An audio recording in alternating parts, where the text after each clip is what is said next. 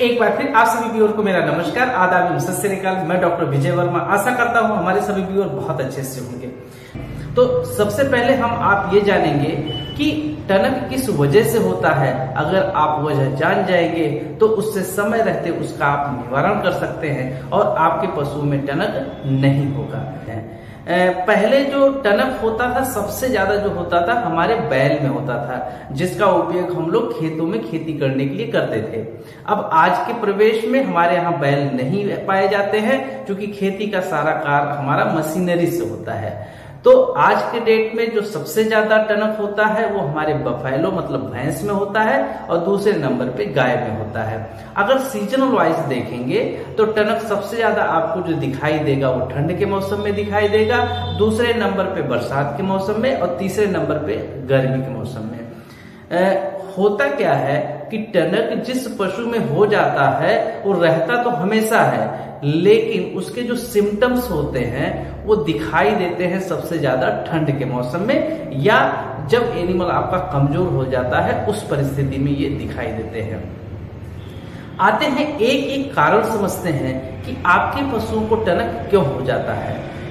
अलग अलग कारणों की कड़ी में जो सबसे पहला नंबर आता है वो हेरेडिटरी का आता है, मतलब एक पीढ़ी से दूसरी पीढ़ी में जाने वाली बीमारी। तो टनक की कुछ हमारी प्रजाति होती हैं जिसमें जेबू कैटल्स आता है, जिनमें कानक्रेस आता है। इसमें एक पीढ़ी से दूसरी पीढ़ी में ट्रांसफर हो जाता है, इसका हम कोई विशेष बचाव नहीं कर सकते हैं। दूसरा सबसे महत्वपूर्ण कारण आता है कि न्यूट्रिशनल डिफिशियंसी।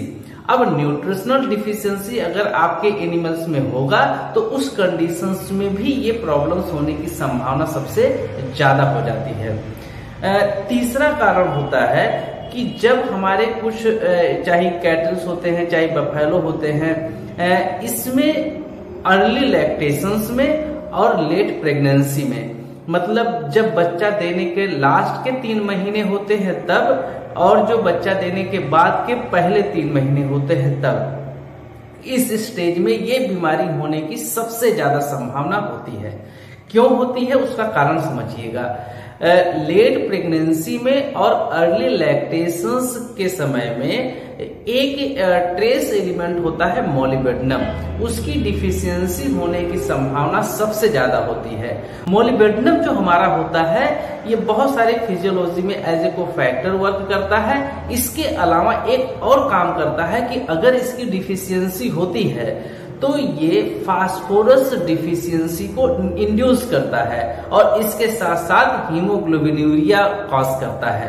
तो ये समझिएगा, जब फास्फोरस डिफिशियंसी को इंड्यूस करता है तो उस कंडीशंस में हो क्या जाता है कि जो हमारा पटेलर लिगामेंट होता है वो लूज हो जाता है, और जैसे ही पटेलर लिगामेंट हमारा लूज होता है, जो पटेला होता है वो मूव करने के लिए फ्री हो जाता है, और जैसे वो फ्री होता है वैसे वो कहीं ऊपर जा करके फिक्स हो जाता है, और जिसकी वजह से हमारे जो एनिमल्स होते हैं उनको चलने में प्रॉब्लम्स होती है। कई बार जब पटेला अपनी जगह से हट करके और दोबारा से अपनी जगह में आ जाता है तो एनिमल आप देखते होंगे कि 1-2 परख चलता है, उसके बाद वो सही हो जाता है। लेकिन किसी किसी एनिमल्स में पटेला मतलब काफी समय तक एक ही जगह पे फिक्स हो जाता है। उस कंडीशंस में आप देखेंगे कि एनिमल्स ना आगे बढ़ पाता है और न पीछे बढ़ पाता है। उसका जो लेग होता है, जो उसका हैंड लेग होता है, पूरी तरीके से लॉक हो जाता है। इस कड़ी में एक और कारण होता है, अगर हम अपने किसी एनिमल्स का ओवर एक्सप्लॉयटेशन करते हैं, जैसे हम किसी एनिमल्स को सपोज राइडिंग के लिए ले रहे हैं और बहुत ज्यादा उसको दौड़ा दे रहे हैं, तो उस कंडीशंस में भी उस एनिमल्स को टनक हो जाता है।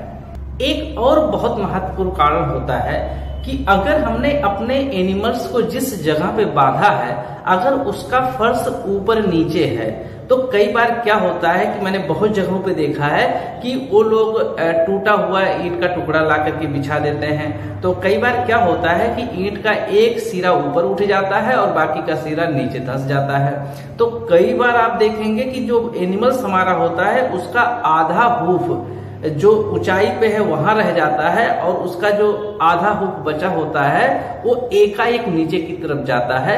उस कंडीशंस में क्या होता है, हमारे जो एनिमल्स का हाइंड लेग होता है उसका जो क्रूरल ट्राइसेप्स मसल्स होता है उसमें एकाएक कॉन्ट्रैक्शंस होता है, और जैसे ही एकाएक कॉन्ट्रैक्शंस होता है तो ये भी एक बहुत बड़ा कारण होता है कि हमारे एनिमल्स में उसमें टनक डेवलप हो जाता है।